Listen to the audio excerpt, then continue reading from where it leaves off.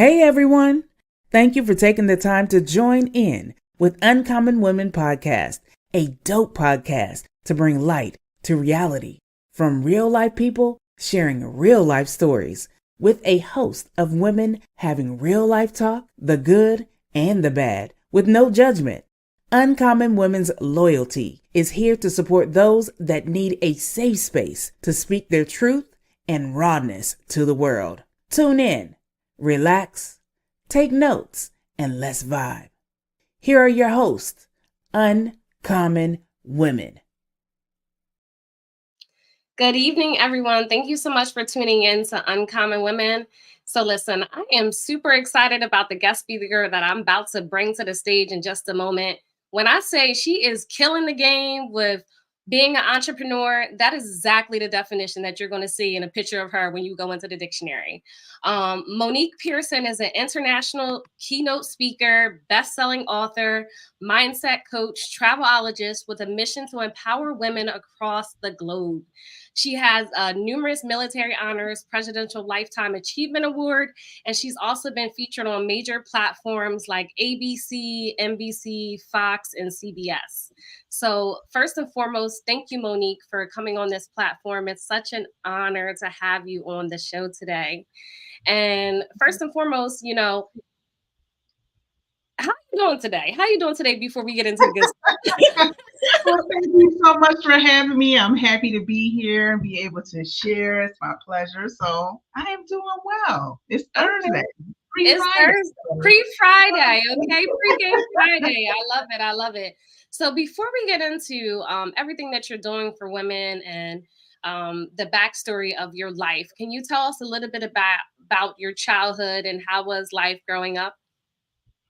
So I'm originally from upstate New York, Utica, New York, to be exact. Many people may not be familiar. It is 45 minutes from Syracuse.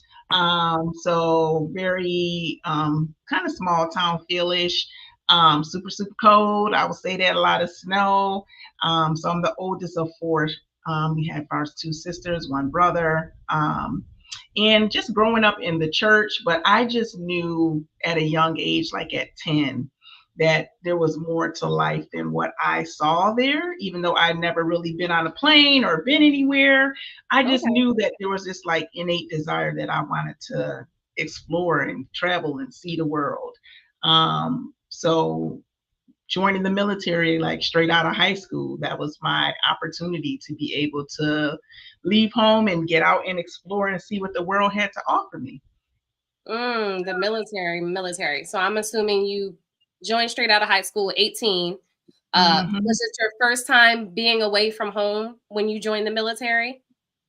Oh yes, for that extended amount of time. But I was excited. I there wasn't a fear there for me to leave home. I was excited to go and see something new and just be able to explore and see what the world had to offer. So yes, that was the start for me. So like 3 days after my 18th birthday, I went and signed myself in and I was ready to go. So Let's go. So let's talk about your experience in the military. How has the military shaped your approach to leadership and empowerment, especially, being in a male-dominated field? So it definitely was pretty much the foundation up to what I'm doing today, because the field, my background that I ended up joining was an ammunition specialist. So it's nothing but ammunition, missiles, and weapons. So I was oftentimes the one of few, if not more than three women in that field. It's nothing majority but men. So I just remember when I first came in, being the only woman and feeling as if I had to prove that I belonged, to prove that I can hold my own, to prove that I needed to be there without being. I just remember always being in a position of feeling like I couldn't just be me, that it was always something to prove. Being in those spaces. I think also one, that's being my real first job. Two, not having many other women who were in those spaces to be able to confer with, to be able to have a mentor.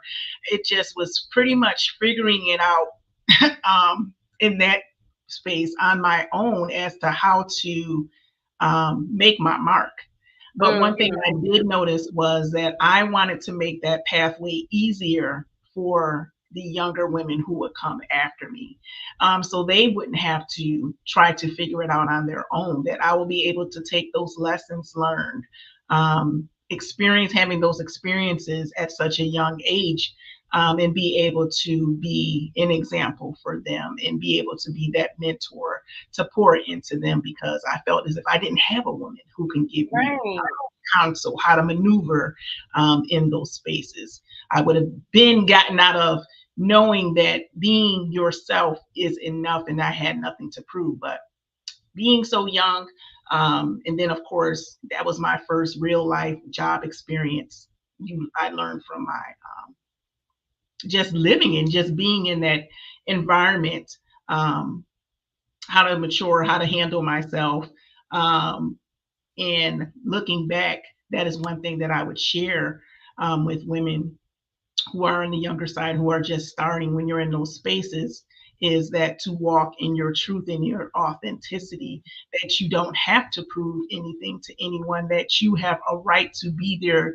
You earned your place there, and you don't have to prove that you need to anyone that you're in the right place.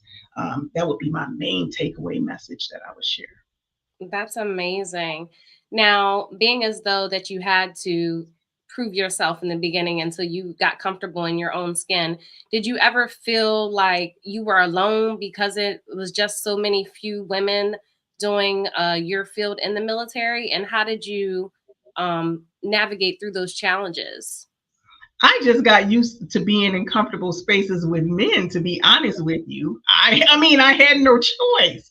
So to me, it was comfortable because that's all I knew in a professional environment, was to be with men. But there was, of course, the downside to that, the discussions that they had, just seeing the infidelity up front, it really was like, oh, I was like, oh, it put me up on game. But I mean, I may have not seen a lot of things that most women would have insight take to, as far as the male psyche and their discussions and how they move.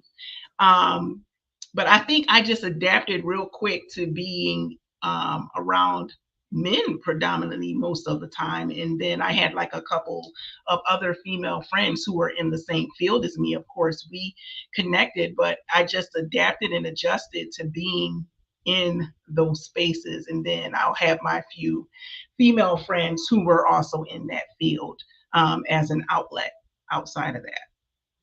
Yeah, I hear from a lot of military wives that it's definitely a reality show, and the things that they go through with their military men. Listen, we ain't gonna get too much into that, but by the last, yes, I said that's other people's business and stories, so I'm not gonna go down that lane. It's not my place. But ooh, they can have an own reality show all by themselves. Okay. I love it. I love it. So, with your impressive journey from the military service to becoming a leading motivational speaker, what inspired you with the transition in the world of coaching and doing public speaking from, being the military background since 18? Well, that was definitely something that came later in life. Because after I got out of the military, I was still in that space as a contractor in the Middle East. So I lived in Kuwait for a year. I lived in Iraq for 2 years. Wow. So I would say it was a culmination from the military experience, through that experience, up until 2019, pretty much the pandemic. Okay. That is what sparked me starting my company, Soaring Without Limits Enterprises. That is what made me sit back and reflect over where I was at that point in time in life, and was I satisfied with where everything was? And that answer was no. I just felt like I can make more of an impact. So I decided, like, what is it that I feel I can give the most value to someone else? And for me, that was being able to open up the world to other women and be able to show them the benefits that come from traveling the country in other countries that I gained myself. And then it was probably 2 years later, actually the last year and a half, the public speaking came into play, because Okay. I don't like to be in the forefront.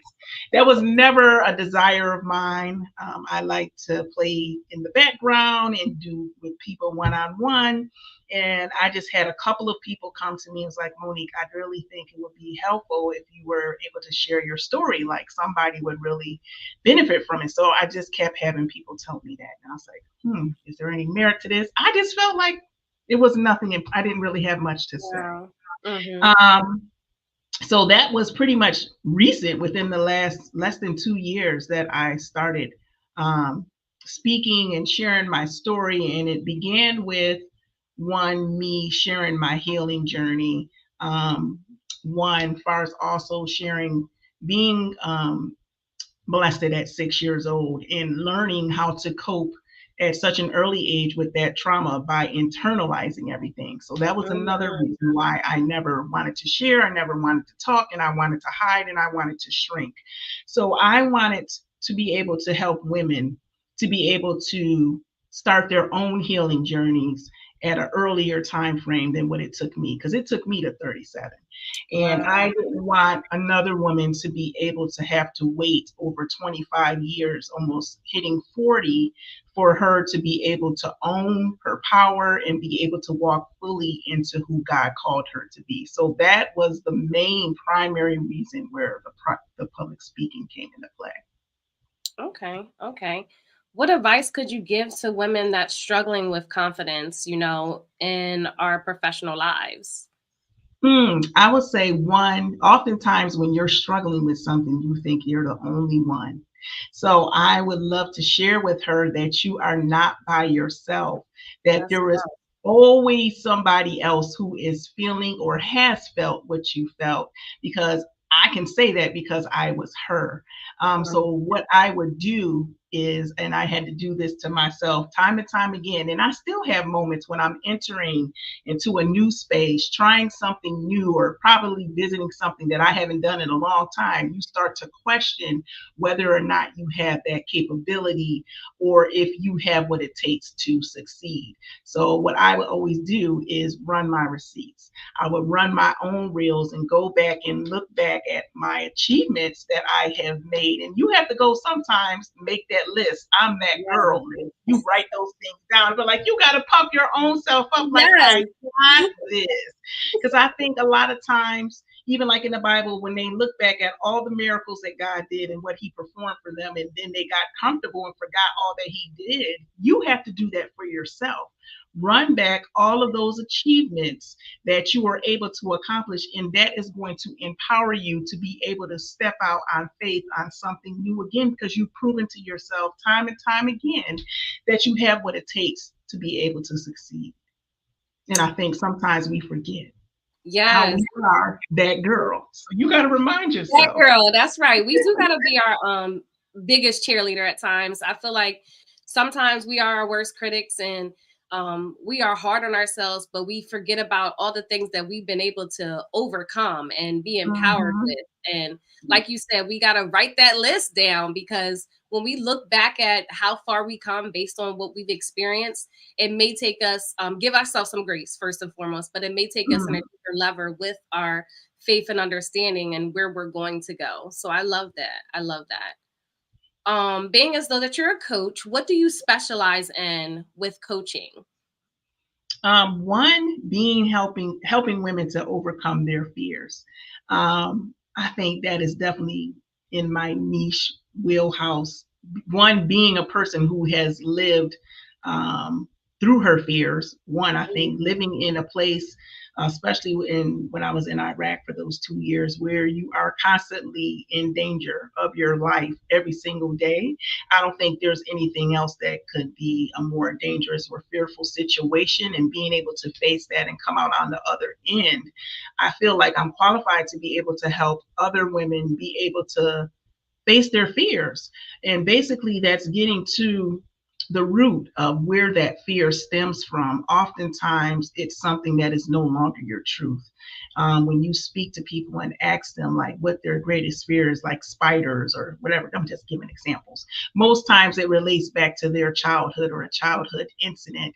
And you're frozen in that place or that moment where that fear stopped, and then you continue to carry that 20, 30, 15 years later down the road, and you never give yourself an opportunity to be able to see whether or not that is still true for you. So I always raise the question is, do you want to continue to walk in something that is no longer in coherence with who you are today?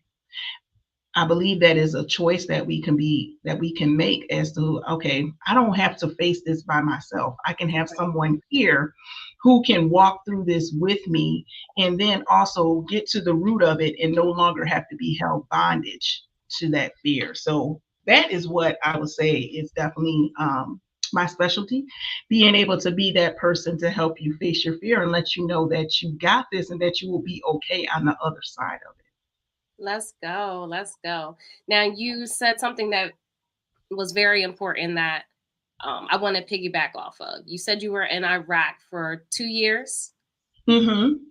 I hear a lot with people that's been in the military that coming out of the military, they have, some mental illnesses, mental health issues, and may even experience PTSD.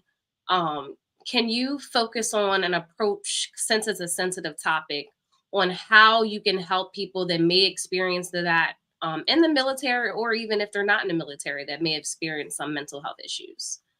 Right. I don't think if people are aware, as far as for PTSD, that actually more women suffer. 4 out of 8 women suffer from PTSD versus 2 out of 8 in men. So most majority of that comes from accidents, sexual assault. So I know when we hear that, primarily we'll think of a man, we'll think of a someone from the armed Right. services. Women are primarily more affected by PTSD than men. I would think one, just being mindful, trying to be sensitive, of those individuals, and not discounting that is truly an actual, that is legit. I think a lot of people may disregard it, may not take it serious and discount the symptoms and try to brush it off, but that is truly legitimate, because we don't know where people's struggles are, what they have suffered from, and what things they have been able to overcome. So Right. I myself have it. I have several of my military veterans who have, and I just know the sacrifices that go in, because no one is meant to be able to see going to those who are in the military and that may have been affected from that. And which primarily it comes from being in war situations, and you may have witnessed seeing someone who you know, love, and care for die before your eyes. And that is not something that is normal. We're not supposed to be exposed to things like that, and you're not going to be the same after Right. you see something like that. So I would say, as far as one, being mindful, being respectful, and just thinking of the sacrifices that they had to make in order to try to form and work their way back to their new normal, is one thing that I would definitely share. I did offer a PTSD retreat exclusively for women. Okay. And one, that is something that's going to be in an intimate environment. Being in big crowds, a lot of people, that is a definite no-no. Loud or abrupt noises, definitely no-no. So being mindful and doing your own research, just so that you can relate and possibly understand. Like, we have a lot of suicide prevention. We have a lot of type of tips that we share for that. The same way I think that will be helpful as well is to do a little research as to those common symptoms for those who have PTSD, and how you can best relate or be of support to them. I will share that as far as informing yourself, getting informed as to how you can be a support system to those individuals. I love that you started a retreat for intimacy with women that's experiencing PTSD and, mental health issues. How did you get into that? Because you just said you didn't do public speaking, and, you're definitely like escalated on the field of putting yourself out there. How did you get into? I told you all of this has started since 2019. I just felt, I think, That's why I say, as far as when people hold themselves back because of fear, was I afraid of, I was like, starting a business? I was like, I know nothing about starting a business. I have had no inclination of starting a business. And I was like, oh, but we'll figure it out. We'll do it as we go. So Yes, facing one fear empowers you to be able to continue to stretch and pull. And the more I kept stepping out into those uncommon waters, the more that I saw that I was capable of, because if I never stepped out once starting the business, none of this would have happened. Writing the book, the public speaking, offering the retreats, the community, like all of it started from one, me putting myself in my in an uncomfortable zone and being willing to see what would work and how it would play out, and just trusting that I had everything that I needed inside of me in order to be able to unlock that next level. let's go. So that is what I would say, as far as just bet on yourself one time. And I'm telling you, once you see yourself being able to cross one hurdle, you're going to want to continue to keep running down that track, because you're going to want to get to the finish line. And that finish line is going to continue to change, because as you continue to grow, you're going to continue to have these new challenges and open up new doors and continue to stretch out and go into uncharted territories and surprise yourself as to how much was locked inside of you as far as those talents, because that's exactly what happened to me. I'll be honest and say, I would have never ever said, if someone told me this 5 years ago, I'd be like, what? Yeah, so that's why I was saying I typically speak from things that I've done myself, so I can be able to share, like, I know that it's possible because I walk that walk and talk the talk myself. You are a chosen vessel, definitely. Can you share one of your success stories from your retreats of doing coaching sessions, and maybe someone that was dear to your heart that had a big transformation change in their life? Yes, I would say one was a client that I had, was about to have like a monumental birthday, like her 60th, Wow. and had a desire to celebrate herself. Normally, us as women, everyone else comes first: the children, the husband, the job, Mhm. the career, the caretaking, the auntie. Like, you have the whole list and you are at the bottom. So Yes. I was just happy that she was like, I want to be able to celebrate me this year. I've never celebrated me. I was like, oh, well, we are going to celebrate you.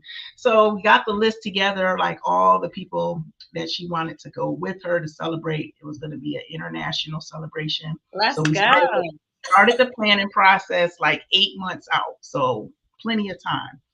By the time we got 4 months out, she was the last person left standing. So she was going to cancel. And I was like, what is your why? Why did you come to me in the first place? And why did we start this process 8 months ago? Tell me again why you came to me. And she did. And I was like, has that why changed?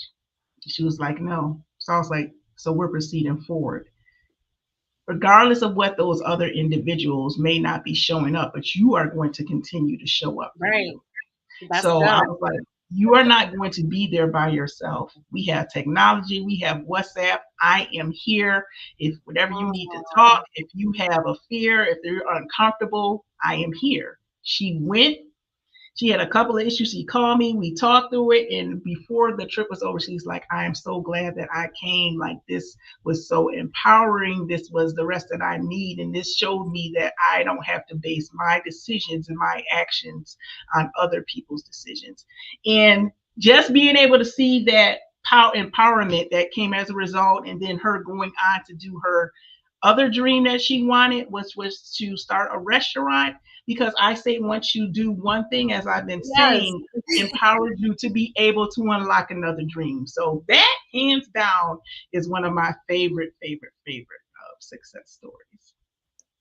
That is so dope. And now I'm sure she's probably doing a whole bunch of solo trips. Am I right? Well, I think now it's more so about handling business at the business. So That's yeah, because I she mean, started the now she restaurant. knows that she's capable of doing it. Because I know a lot of people are afraid of solo travel. Oh man, I love it. Me, but I know everyone has their thing. But yeah, Yeah. I like it myself. Okay. So I see that you wrote a book as well. Did Mhm. Take That Trip Girl come before her trip or after her trip? That came before. That was like the first year I started business because I was like, I started inherently becoming a coach, working with these women.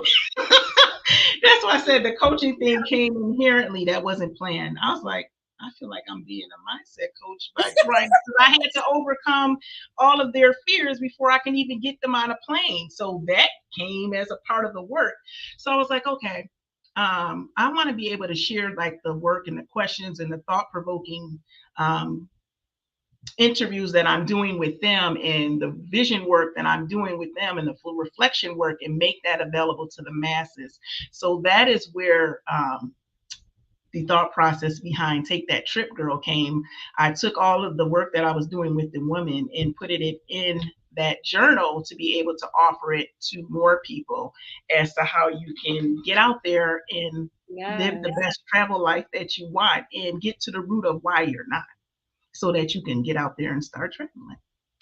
Let's talk about that, because some people's like, oh, I don't have the funds to travel or they don't have a desire to travel. Can you speak on, why traveling can play a big role in personal empowerment and growth?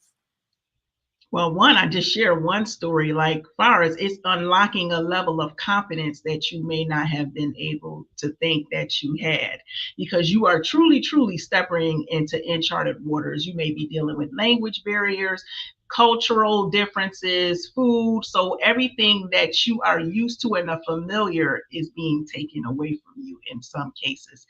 So it is also opening you up, I would say, um, to be grateful and look back on what we have here in the United States. We have so many liberties and so many blessings that we have always seen as okay, and associate and think that everyone else in the world has that if you may have not been exposed to anything else.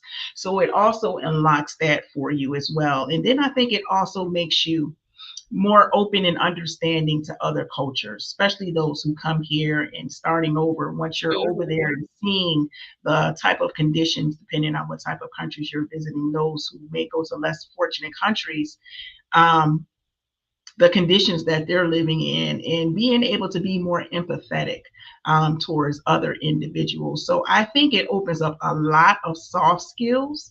And for me, it also opened up, as I said, confidence.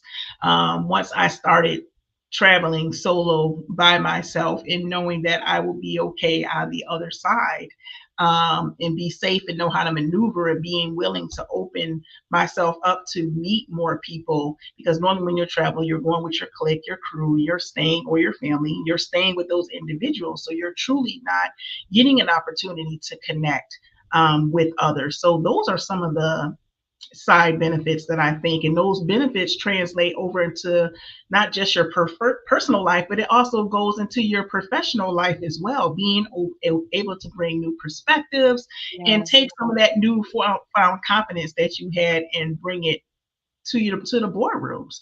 So it's more than just getting a stamp. There's a lot of inner traits, characteristics that are garnered as a result of you being willing to step out and see the world as well. You start to see another part of yourself. I see it's definitely self-development on you 101. It is, because I travel a lot as well. I've been to a handful of different countries, and I honestly feel like the States, we are so spoiled, like seeing Yeah. different cultures and, how they're living in different states. I believe that we take advantage of a lot of the necessities we have here. Mhm. I also believe that our food is garbage. Oh yeah, I can say that hands down. Living in Europe, and I used to come back here. Girl, I used to be so Be sick. sick. I know. So Mhm. sick. When you experience in different countries like the authentic food that's made fresh, like I believe so far for me, Greece has been the best experience food wise.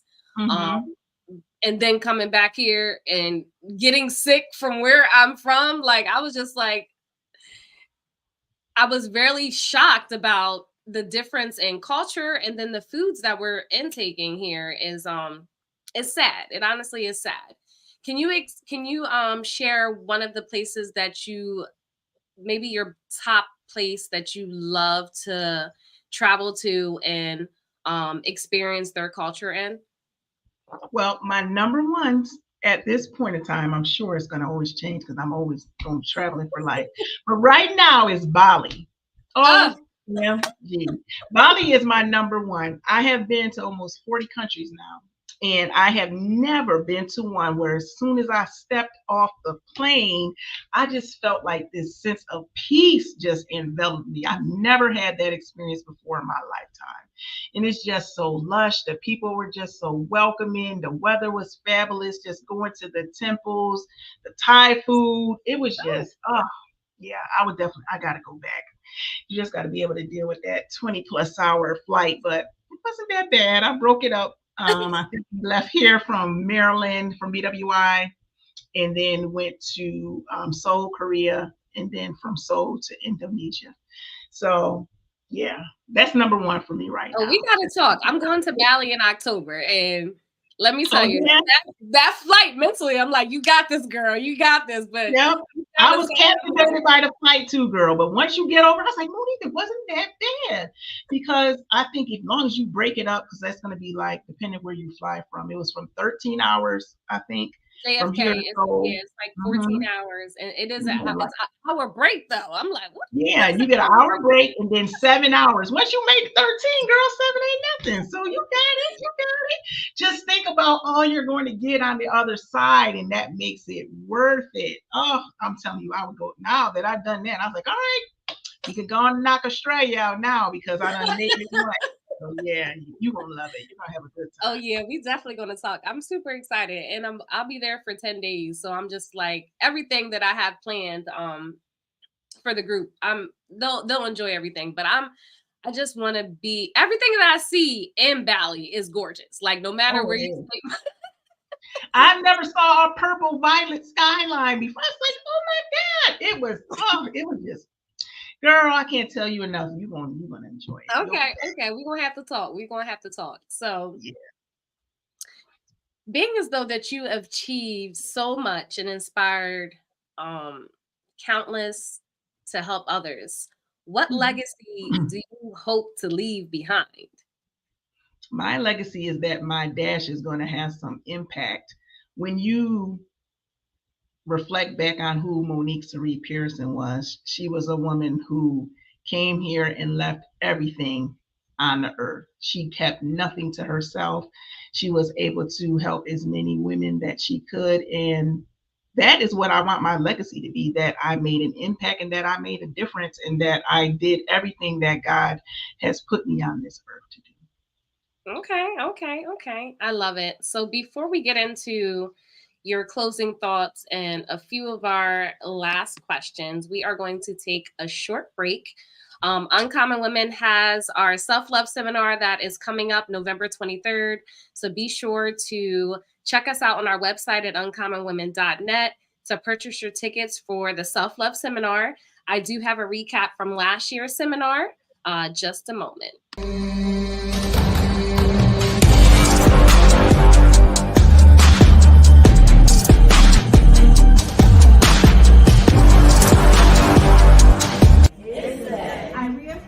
I reaffirm my dedication to do the work, to unlock, live, and rediscover the purpose of what God has given me. I love me. Unapologetically. To know that God is working. Now I want to show you something on the screen right now that God did for me. July the 5th. Ready?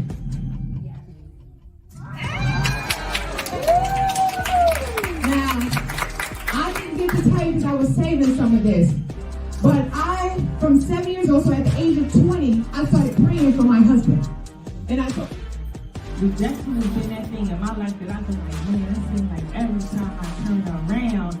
everybody's telling me no. The word no, always no, no, no, no, no. And for the longest time, it was that thing that made me just gel back, right? And I'm like, no, all right, well, guess what? It's not my time. You know, I wasn't owning what was before. Search for it in my world around me. I get intimately connected to it. In January of 2023, this will resonate with some people. My word, the prayer that I gave, my word for 2023 is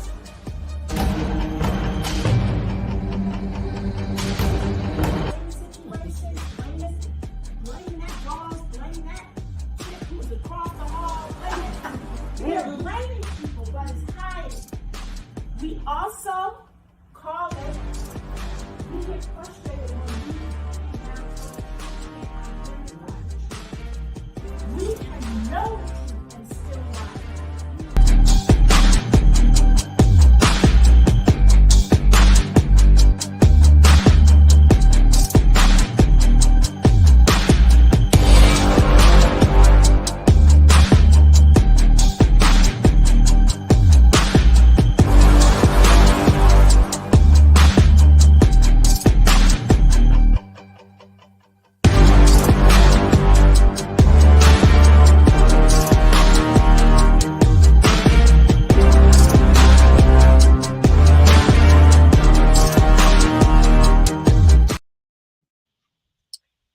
Thank you so much for tuning in. So like I said, we have our self-love seminar coming up November 23rd, which I'm super excited. It's our 4th annual seminar. It's going to be definitely phenomenal.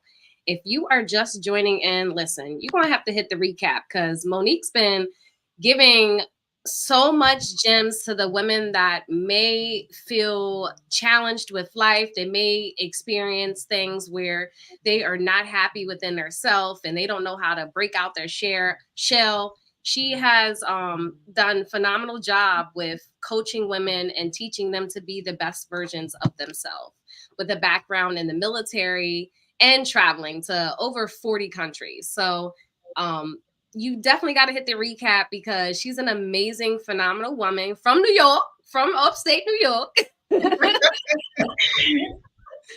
But before we end today's show, there is one question that I do ask all of our guest speakers, and that is what makes you uncommon?